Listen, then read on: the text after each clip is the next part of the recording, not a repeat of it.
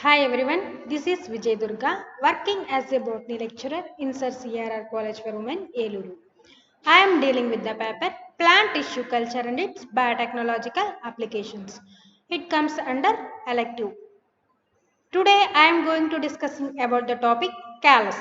Callus culture, subculture, growth measurements and morphogenesis in callus culture, somatic embryogenesis and organogenesis.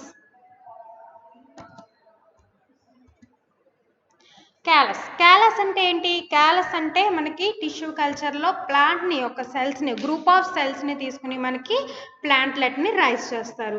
అసలు callus అంటే ఏంటంటే undifferentiated mass of cells, ఒక group of cells మనకి form అయితే దాన్ని callus అంటాడు. It is an unspecialised unorganised growing and dividing mass of cells. అంటే specialise differentiation జరగకుండా అది మెచ్యూర్ అవ్వని సెల్స్ ఉంటాయి కదా వాటిల్ని, and undividing group or mass of cells ని క్యాలస్ అంటారు. It produced when explants are clustered on the appropriate solid medium. ఎప్పుడైతే మనం ఎక్స్ప్లాంట్ ని సాలిడ్ మీడియంలో ఏదైతే గ్రోయింగ్ మీడియంలో మనం ప్లేస్ చేస్తామో అప్పుడు ఏం జరిగిద్దంటే మనకి అక్కడ హార్మోనల్ కండిషన్స్ ని బేస్ చేసుకుని సెల్స్ అనేవి కంటిన్యూస్ గా డివిజన్స్ ని జరుపుకుని మనకి ఒక గ్రూప్ ఆఫ్ సెల్స్ ని ఫామ్ చేస్తాయి. దాన్ని మనం క్యాలస్ అంటాం. With both an auxin and a cytokinin in the correct conditions 2,4-D are commonly used. మనం క్యాలస్ లో ఏం చేస్తాం? మనం కల్చర్ మీడియం మీద మనకి హార్మోనల్ కాన్సన్ట్రేషన్స్ అంటే ఏ హార్మోన్స్ ఇస్తాం? మోస్ట్లీ ఆక్సిన్స్ అయితే రూటింగ్ కోసం, సైటోకైనిన్స్ అయితే షూటింగ్ కోసం ప్రొవైడ్ చేస్తాము. During callus formation there is some degree of differentiation. మనకి క్యాలస్ ఫార్మేషన్ జరిగేటప్పుడు మనకి డిఫరెన్సియేషన్ అనేది జరుగుతుంది సెల్స్ లో, both in morphology and metabolism. Both మార్ఫాలజీలోను మెటబాలిజంలో కూడా మనకి చేంజెస్ అనేవి జరుగుతాయి. Resulting in the loss the ability to photosynthesis. అంటే మనకి అక్కడ ప్రాసెస్ ఏం జరుగుతుంది? ఫోటోసింథసిస్ అనేది జరగట్లేదు. అంటే మనకి డిఫరెన్సియేషన్ అనేది జరుగుతుంది. సెల్స్ అనేవి పర్టికులర్ ఫంక్షన్ కి కానీ పర్టికులర్ స్ట్రక్చర్ ని ఫామ్ చేయడానికి సెల్స్ అనేవి అవి డివిజన్ ని ఫామ్ చేసుకున్నాయి, అంటే డివిజన్ ని చూపిస్తున్నాయి, అంటే డిఫరెన్షియేట్ చేసుకుంటున్నాయి. A callus is a blob of tissue. Blob of tissue అంటే undifferentiated mass of cells. A callus is naturally developed on the plant as a result of wound. మన callus అనేది natural గా plants మీద ఎలా develop అవుతుంది అంటే మనకి ఒక ప్లాంట్ అనేది ఇంజ్యూరీ జరిగితే, దానికి ఏమైనా ఇంజ్యూరీ జరిగినప్పుడు మనకి వూండ్ అనేది ఫామ్ అవుతుంది. అప్పుడు ఏం జరిగింది? మనకి ఆ వూండ్ ని మళ్ళీ రీహీల్ చేయడానికి హీలింగ్ ప్రాసెస్ లో ఏం జరిగింది? మనకి అక్కడ కొన్ని గమ్మీ లైక్ సబ్స్టాన్సెస్ అనేవి రిలీజ్ అవుతాయి. ఆ ప్రాసెస్ లో మనకి అక్కడ క్యాలస్ ఫార్మేషన్ అనేది న్యాచురల్ గా మనం అబ్జర్వ్ చేస్తాము. These callus can be left to develop or can be further divided. ఈ క్యాలస్ అనేది ఫర్దర్ గా డెవలప్మెంట్ చూపించవచ్చు, లేకపోతే ఫర్దర్ గా అదే డివిజన్స్ అయినా జరుపుకోవచ్చు. మనకి ఇలా కనిపిస్తుంది, డెడ్ టిష్యూ అనేది ఇలా కనిపిస్తుంది. క్యాలస్ ఫార్మేషన్ వూండ్ ఎప్పుడైతే మనకి ఈ ప్లాంట్ కి ఇంజూరీ ఎప్పుడైతే జరిగిందో ఈ హీల్ చేసుకోవడానికి వూండ్ ని మనకి ఒక group of mass of cells అనేది ఫామ్ చేస్తుంది. దీన్నే మనం క్యాలస్ అంటాము. Next, callus cultures may be compact or friable. మన క్యాలస్ కల్చర్స్ అనేవి ఎలా ఉంటాయి అంటే కాంపాక్ట్ గా ఉంటాయి. కాంపాక్ట్ గా అంటే ఏంటి? చాలా క్లోజ్ గా అరేంజ్మెంట్ అనేది చూపిస్తే దాన్ని కాంపాక్ట్ అంటాం. ఫ్రీయబుల్ అంటే లూజ్ గా, చాలా లూజ్ గా మనకి స్పేషియస్ గా అరేంజ్మెంట్ ఉంటే దాన్ని ఫ్రీయబుల్ అంటాము. Compact callus shows densely aggregated cells. ఆ సెల్స్ అనేవి ఎలా ఉంటాయి? డెన్స్లీ అగ్రిగేటెడ్ అంటే చాలా దగ్గరగా అరేంజ్ అయి ఉంటాయి, క్లమ్జీగా ఉంటాయి. Next, friable callus shows loosely associated cells and the callus becomes a soft and breaks apart easily. Friable callus అంటే మనకి సెల్ కి మధ్యలో స్పేస్ అనేది అసోసియేట్ అయి ఉంటుంది. అలాగే మనకి ఎలా ఉంటుంది? It becomes soft and breaks apart easily. అది టచ్ చేయడానికి చాలా స్మూత్ గా సాఫ్ట్ గా ఉంటుంది, అలాగే ఈజీలీ బ్రేకబుల్ అన్నమాట. Habituation. It reduces the requirement of auxin or cytokinin by the culture during the long term cultures. ఇలా మనం క్యాలస్ ని లాంగ్ టర్మ్ కల్చర్స్ చేయడం వల్ల ఏమవుతుందంటే అక్కడ హార్మోనల్స్ ని, వాటి యొక్క రిక్వైర్మెంట్స్ ని మనం రెడ్యూస్ చేసుకోవచ్చు. అంటే హార్మోనల్ కాన్సన్ట్రేషన్ ని మనం తక్కువ మోతాదులో తీసుకోవచ్చు. Next, properties of callus culture. It often comes from shoot in early culturing. మనకి ఎర్లీ కల్చరింగ్ స్టేజెస్లో ఎలా ఫామ్ అవుతుంది అంటే షూట్స్ నుంచి ఫామ్ అవుతుంది. It can be maintained indefinitely. మనం ఇది ఇండిఫినెట్గా మెయింటైన్ చేయగలం. And no photosynthesis and grows in dark. దీనికి లైట్ కండిషన్స్ అనేవి అవసరం లేదు. అంటే మనకి ఫోటోసింథసిస్ ప్రాసెస్ అనేది జరగదు. అంటే మనకి డార్క్ కండిషన్లో ఇది కల్చర్ చేసినా సరే అది గ్రో అవ్వగలదు. It can be used to isolate single cells with stem cells like properties. మనకి ఇది ఎలా, మనకి ఈ క్యాలస్ ఫార్మేషన్ అనేది ఒక సింగిల్ సెల్ నుంచి కూడా మనం ఫామ్ చేయొచ్చు. ఎందుకంటే మనకి సింగిల్ సెల్లో ఉన్న జెనెటిక్ మెటీరియల్ అనేది it has the total potential to produce the whole plant body. Whole plant యొక్క స్ట్రక్చర్ని ప్రొడ్యూస్ చేయడానికి దానిలో ఉన్న జెనెటిక్ మెటీరియల్ అనేది క్యాపబిలిటీ చూపిస్తుంది.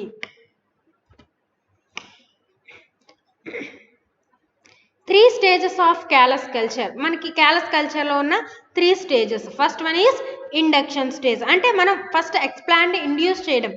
Cells in explant differentiate and begin to divide. అంటే మనం సెల్స్ని ఇండ్యూస్ చేసే ప్రాసెస్నే ఇండక్షన్ అంటాం అనమాట. Proliferative stage. అంటే ప్రొలిఫరేటివ్ స్టేజ్ అంటే ఏంటి, next stage.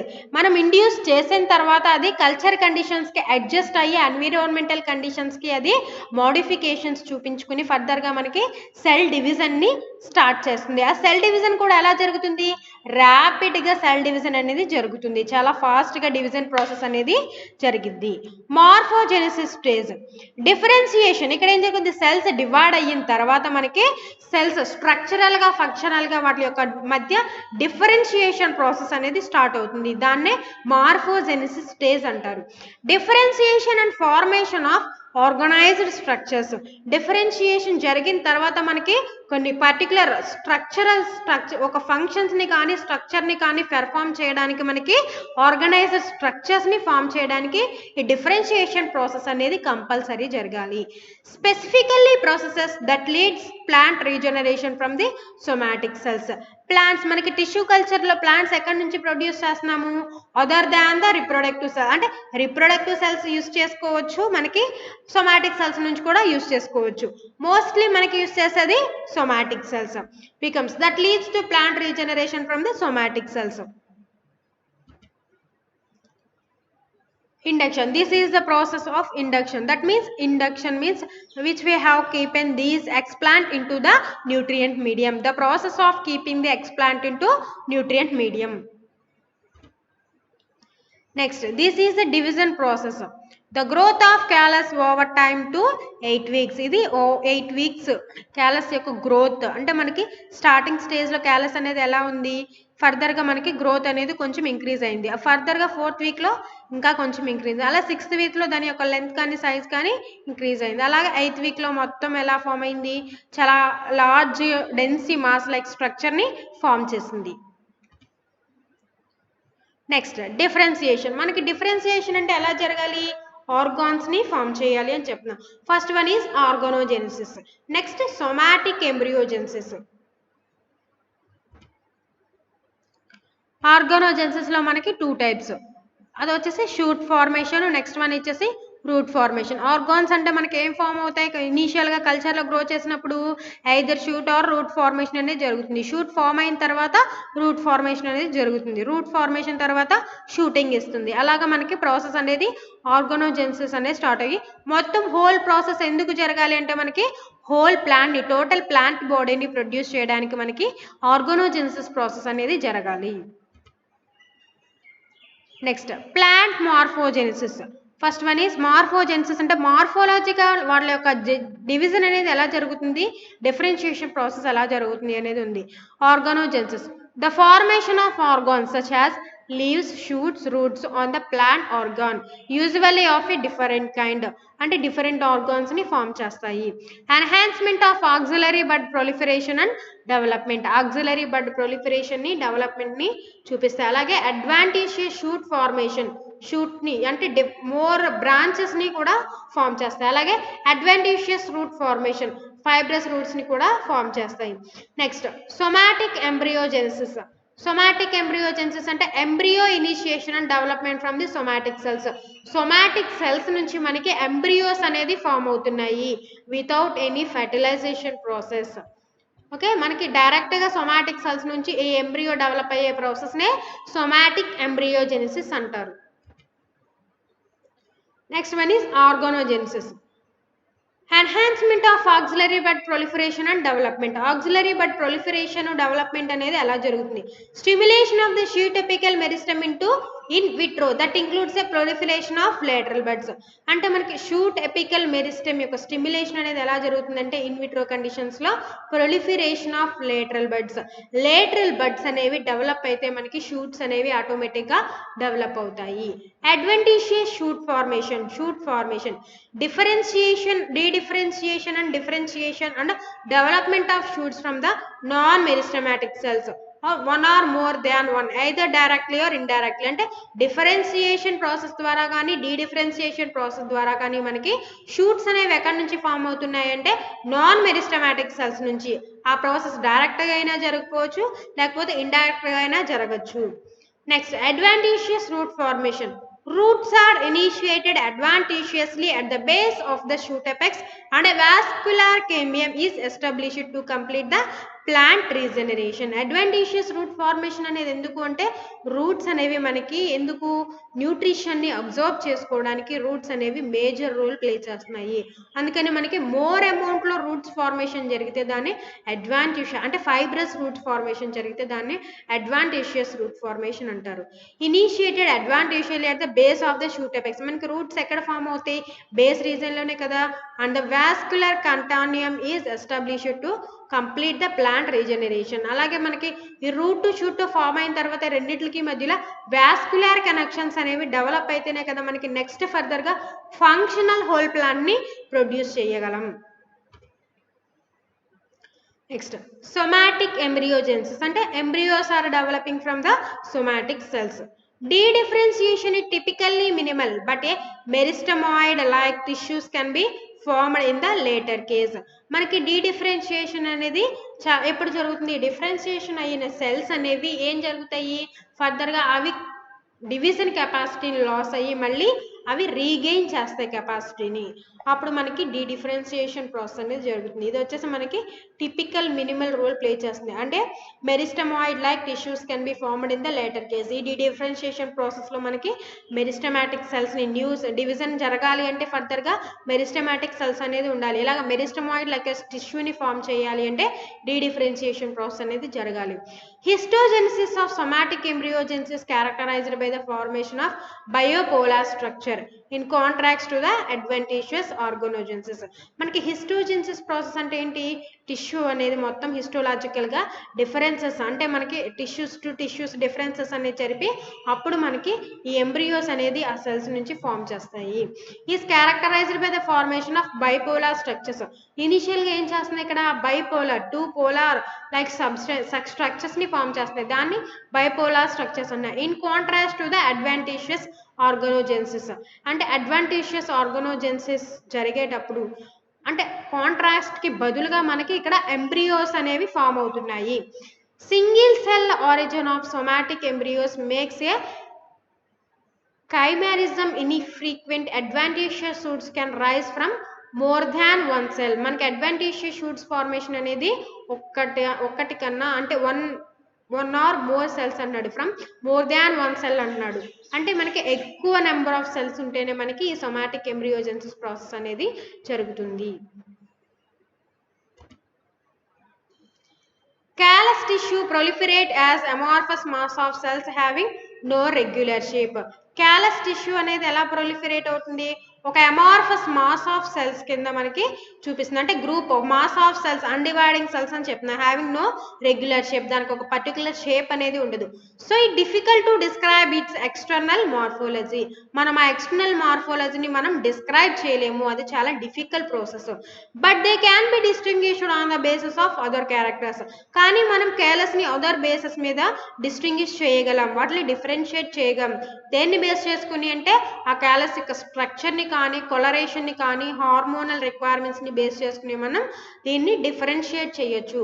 On that basis even callus tissue initiated from the explants of the some plant species may show the considerable variation on this. ఆ basis ని అంటే ఈ క్లాసిఫికేషన్ అంటే టెక్స్చర్ని కానీ కొలరేషన్ని కానీ ఈ రిక్వైర్మెంట్స్ని బేస్ చేసుకుని మనకి కొన్ని స్పీషీస్లో క్యాలస్ యొక్క క్లాసిఫికేషన్స్ని చేశారు. Even callus tissue initiated from explants of the some plant species may show considerable variations. కొన్ని స్పీషీస్ అనేవి క్యాలస్లో వేరియేషన్స్ అనేవి చూపించాయి. On the basis of texture callus tissues can be categorised. స్ట్రక్చర్ని అంటే మనం టెక్స్చర్ని బయట మార్ఫాలజికల్గా మనం చూసి దాన్ని టెక్స్చర్ని చూసి మనం దీన్ని క్లాసిఫై చేసుకోవచ్చు. First one is soft callus, next one is hard callus. Soft callus అంటే ఏంటి, మనకి చూడడానికి చాలా సాఫ్ట్గా ఉంటుంది, అలాగే సెల్కి మధ్యలో మనకి స్పేషియస్గా ఉంటుంది, అలా కాంపాక్ట్గా ఉండకుండా చాలా స్పేషియస్గా ఉంటుంది. Soft callus is a friable in nature and is made of heterogeneous mass of cells having the minimal contact. Heterogeneous అంటే డిఫరెంట్ గా మనకి సెల్స్ అనేవి మేడ్ అయితే అది మినిమల్ కాంటాక్ట్ లో అంటే చాలా లూజ్ గా అరేంజ్ అయి ఉంటే దాన్ని సాఫ్ట్ క్యాలస్ అంటాం. Hard callus consisting of a giant cells, tracheid like cells and closely packed cells. Giant cells ఉంటాయి, ట్రాకేడ్ సెల్స్ ఉంటాయి, అలాగే క్లోజ్లీ ప్యాక్డ్ సెల్స్ ఉంటాయి, అంటే చాలా దగ్గరగా అరేంజ్ అయి ఉంటాయి, compact in nature.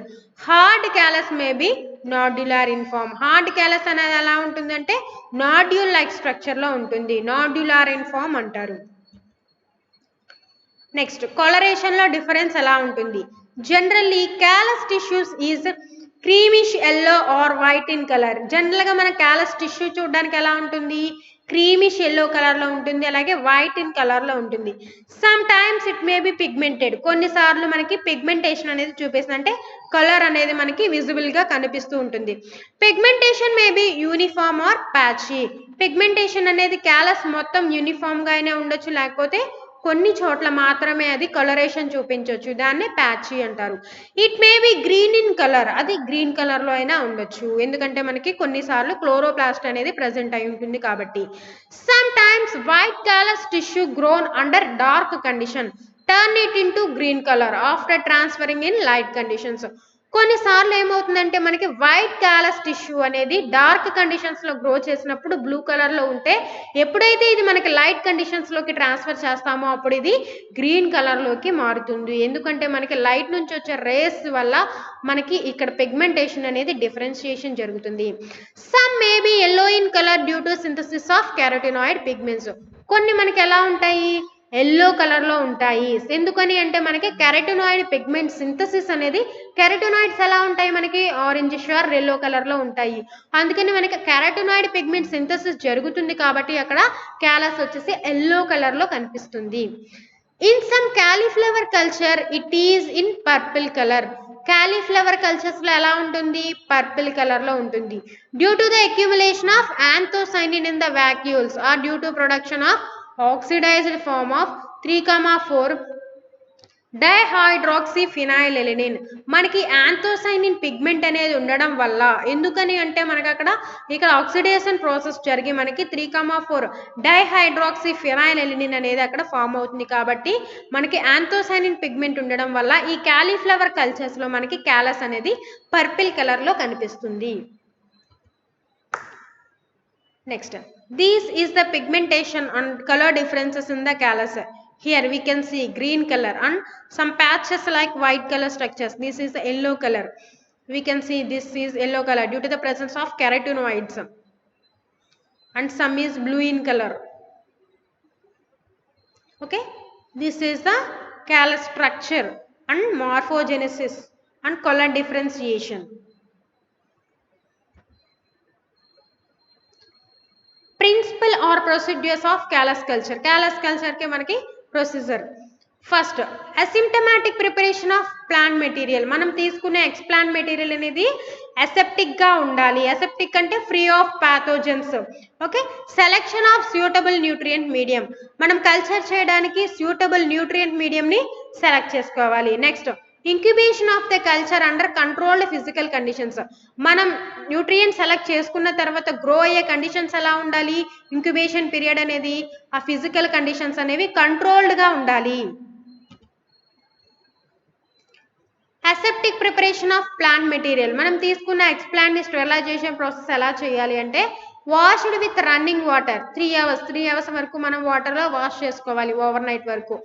1% Bavistin treatment, 1% బావిస్టిన్తో దాన్ని ట్రీట్ చేయాలి. నెక్స్ట్ 70% ఆల్కహాల్తో ట్రీట్ చేయాలి. ఫర్దర్గా 1% సోడియం హైపోక్లోరైడ్తో దీన్ని ట్రీట్ చేయాలి. నెక్స్ట్ 0.1% మెర్క్యూరీ క్లోరైడ్తో ఆ మొత్తం మనం అసెప్టిక్ కండిషన్స్ని మెయింటైన్ చేయాలి. ఫర్దర్గా ఏం చేయాలి, ఈ కెమికల్స్ మొత్తం రిమూవ్ అవ్వడానికి మనం washed with sterile distil water, clean వాటర్తో మనం స్టెరైల్ వాటర్తో దీన్ని డిస్టిల్ వాటర్తో వాష్ చేసుకోవాలి. ఆ కెమికల్ కంటామినెంట్స్ ఏమీ ఉండకుండా దాన్ని ఫ్రీ ఆఫ్ కెమికల్స్ చేయడానికి మనం దీన్ని ఫర్దర్గా డిస్టిల్ వాటర్తో వాష్ చేసుకోవాలి. Next this is the laminar air flow chamber. ఇక్కడే మనకి ప్రాసెస్ అనేది స్టార్ట్ అవుతుంది. ఇంక్యుబేషన్ కానీ మొత్తం అంతా ప్రాసెస్ మనకి ఇక్కడే జరుగుతుంది.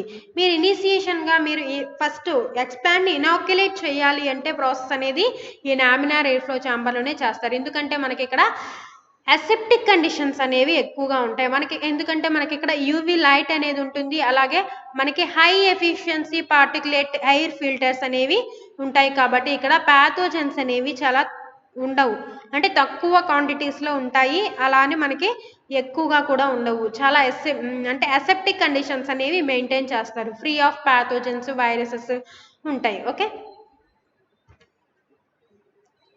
Next selection of suitable nutrient medium. Nutrient మీడియంని ఎలా సెలెక్ట్ చేసుకోవాలి? Auxin or cytokinin ratio is 10:1 and 100:1 induces a root formation. మనకి రూట్స్ ఎప్పుడు ఇండ్యూస్ అవుతాయి అంటే మనకి రూట్స్ హార్మోన్ ఏంటి, ఆక్సిన్. 10:1 అండ్ 100:1 రేషియోలో ఉంటే మనకి రూట్స్ అనేవి ఫామ్ అవుతాయి. Next 1:10 1:100 induces shoots. 1:10 రేషియోలో 1:100 రేషియోలో మనకి ఇండ్యూస్ చేస్తే షూట్స్ని ఫామ్ చేస్తాయి. Intermediate ratios around 1:1 favour callus growth. Intermediate ratios అయితే ఏం ఫామ్ అవుతాయి, 1:1 రేషియోలో ఆక్సిన్ సైటోకైనిన్ ఫామ్ ఇస్తే మనకి ఫేవర్గా క్యాలస్ గ్రోత్ అనేది ఫామ్ అవుతుంది. Next agar solidified or semi solid nutrient medium are used. మనం యూజ్ చేసే మీడియం అనేది ఏం చేస్తాం, మనం ఆ మీడియం అనేది సొలిడిఫై అవ్వడానికి అగార్ని యాడ్ చేస్తాం.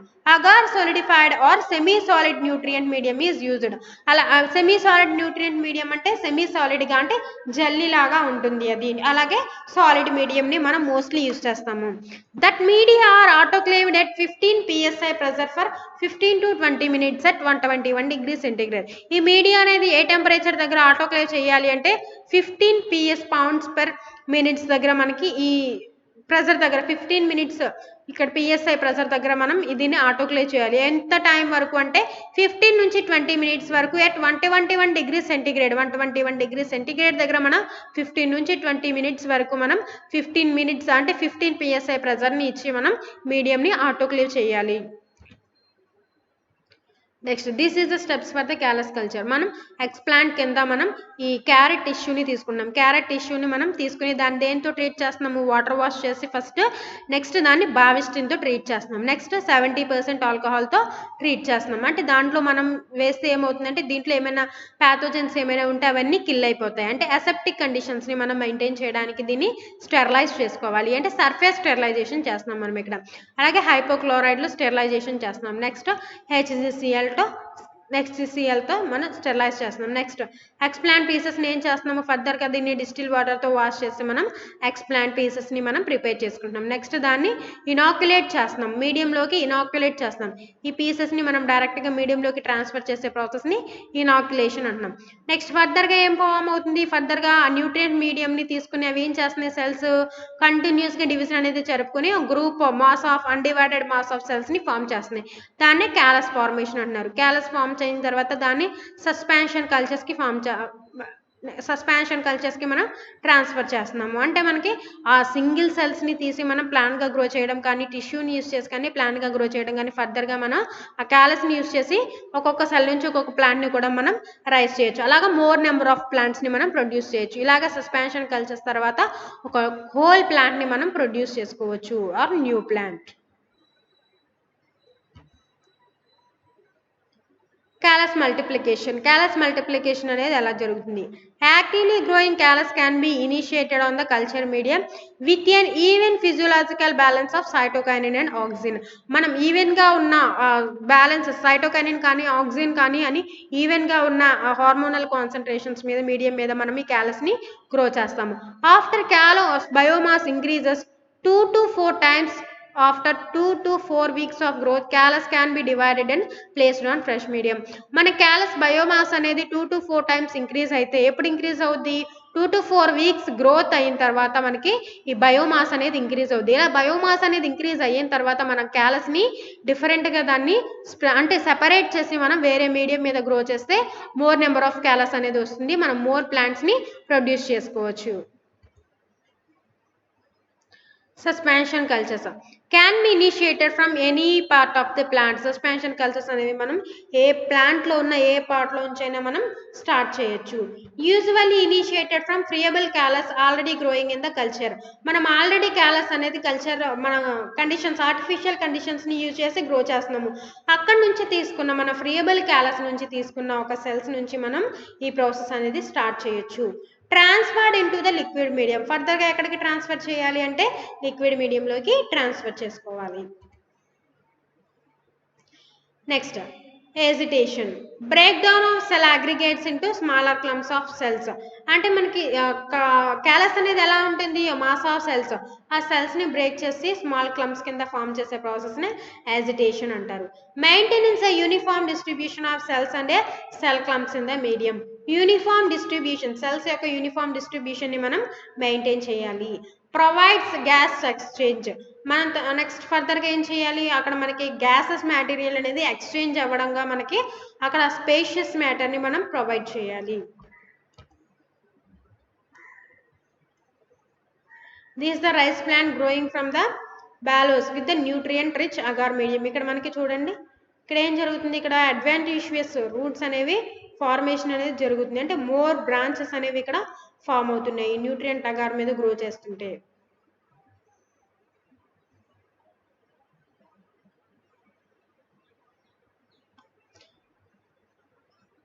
ఇక్కడ ఏం జరిగింది చూడండి, మనకి క్యాలస్ అనేది ఏమవుతుంది? అన్డిఫరెన్షియేటెడ్ మాస్ ఆఫ్ సెల్స్ కదా. ఈ క్యాలస్ గ్రో చేసినప్పుడు మనకి డైరెక్ట్గా హోల్ ప్లాంట్ అనేది ప్రొడ్యూస్ అవుతుంది.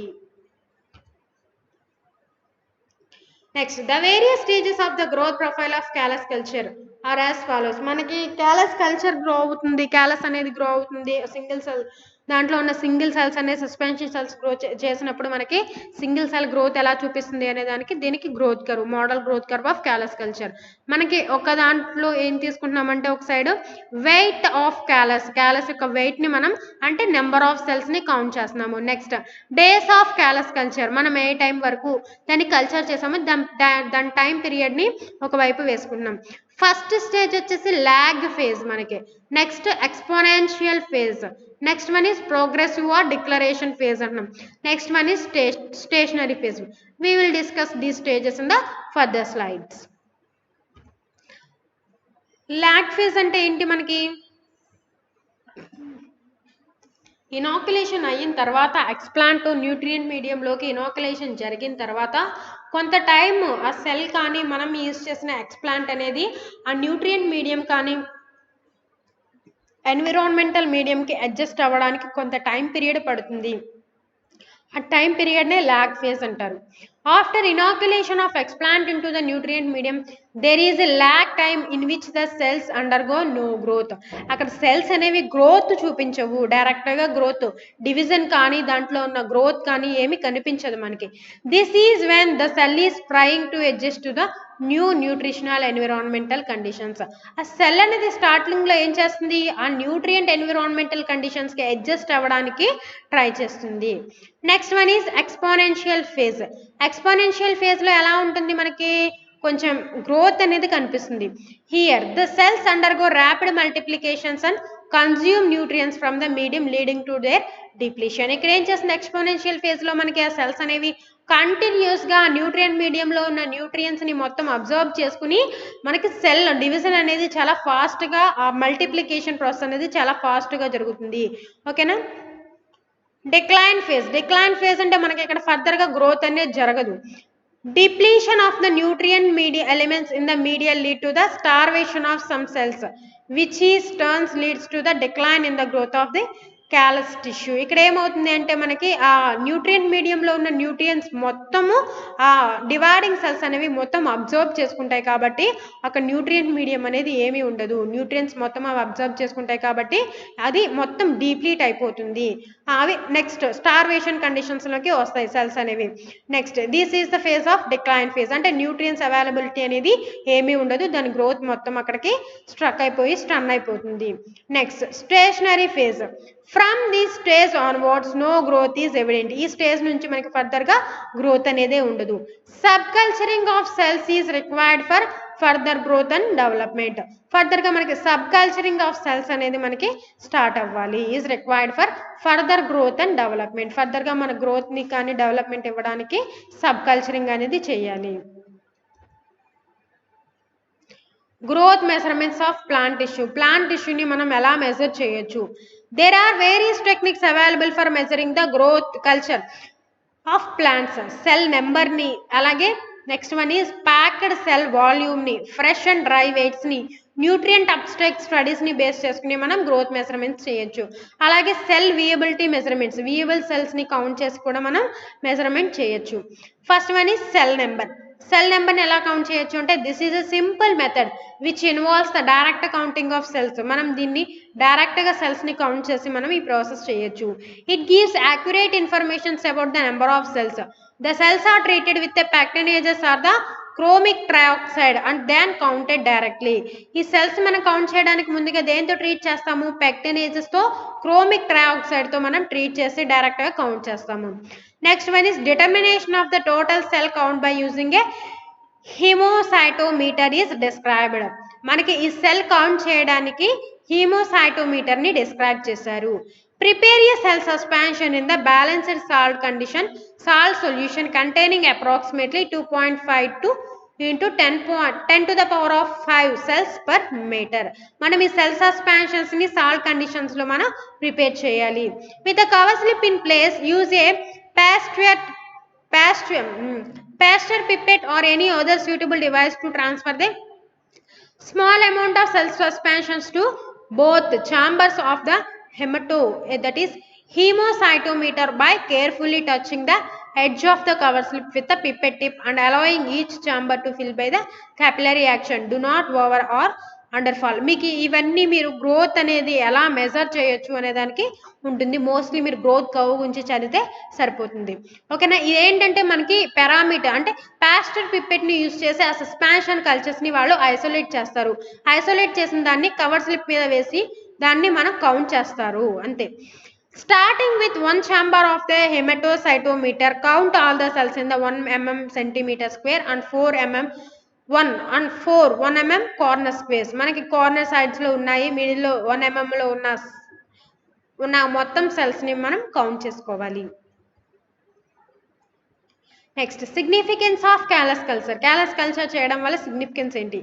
Callus culture as such has no major importance unless and until it is used for other experimental objectives. Callus అనే దానికి మనకి ఎక్కువ ఇంపార్టెన్స్ అనేది ఏమీ లేదు. ఎప్పుడు దీనికి ఇంపార్టెన్స్ ఉంటుంది అంటే అదర్ ఎక్స్పెరిమెంట్స్ అనేవి దీంతో అదర్ ఎక్స్పెరిమెంట్స్ అనేవి పెర్ఫామ్ చేస్తే అప్పుడు క్యాలస్కి ఇంపార్టెన్స్ అనేది ఉంటుంది. Still callus culture got some importance. The whole plant can be regenerated in the large number from callus tissue through manipulation. The whole plant can be regenerated in large number from callus tissue through manipulation of nutrient and hormonal constitutions in the culture medium. మనం ఈ క్యాలస్ని use చేసుకుని మనం whole ప్లాంట్ని produce చేసుకోవచ్చు. Large నెంబర్లో మనకి ప్లాంట్స్ని produce చేసుకోవచ్చు. And ఎలా అంటే మనకి ఈ న్యూట్రియంట్ మీడియంలో మనకి మ్యానిపులేషన్స్ చేసుకుని మనం హోల్ ప్లాంట్ని ప్రొడ్యూస్ చేయొచ్చు. This phenomenon is known as a plant regeneration or organogenesis or morphogenesis అన్నాం. ఈ ఫినోమినానే plant regeneration, organogenesis and morphogenesis అంటున్నాము. Callus tissue is good source of genetic variability. Callus tissue అనేది మనకి జెనెటిక్ వేరియబిలిటీకి ఒక good source. Cell suspension culture is moving liquid medium can be initiated from the callus culture. Cell suspension cultures అనేవి మనకి ఎలా ఉంటాయి మనకి ఎక్కడ ఉంటాయంటే సస్పెన్షన్ కల్చర్స్ అనేవి మోస్ట్లీ లిక్విడ్ మీడియంలోనే ఉంటాయి. Can be initiated from callus culture. Callus culture నుంచే మనం ఈ సెల్ సస్పెన్షన్ కల్చర్ని స్టార్ట్ చేయొచ్చు. Callus culture is very useful to obtain commercially important secondary metabolites. మనం ఫర్దర్గా secondary metabolites that means alkaloids కానీ టెర్పిన్స్ కానీ ఇలా ప్రొడ్యూస్ చేయాలి అంటే మనకి స్టెరాయిడ్స్ ఈ క్యాలస్ కల్చర్ని యూస్ చేసి మనం సెకండరీ మెటబాలైట్స్ని ప్రొడ్యూస్ చేయొచ్చు. Several biochemical assay can be performed from the callus culture. Several biochemical performations కూడా మనం చేయాలి. Assay can be performed from callus culture. This is the conclusion for the callus culture. First ఏం చేయాలి, మనం explant తీసుకుని దాన్ని sterilise చేసుకుని ఫర్దర్గా దాన్ని హార్మోనల్ కాన్సన్ట్రేషన్లో దాన్ని పెట్టుకున్న తర్వాత అలాగే proper handling in the important steps in callus culture for successful tissue culture. అంటే సక్సెస్ఫుల్ రిజల్ట్స్ రావడానికి మన ఆ హార్మోనల్ కాన్సన్ట్రేషన్స్ కానీ మనం చేసే ప్రాసెస్ అనేది మనం ఎలా చేయాలి, చాలా కేర్ఫుల్గా వాటిని చేసుకోవాలి. అంటే ప్రాపర్ హ్యాండ్లింగ్ మేనేజ్మెంట్ అనేది ఉండాలి. అప్పుడైతేనే మనకి సక్సెస్ఫుల్ రిజల్ట్స్ ప్లాంట్లెట్స్ కానీ వస్తాయి.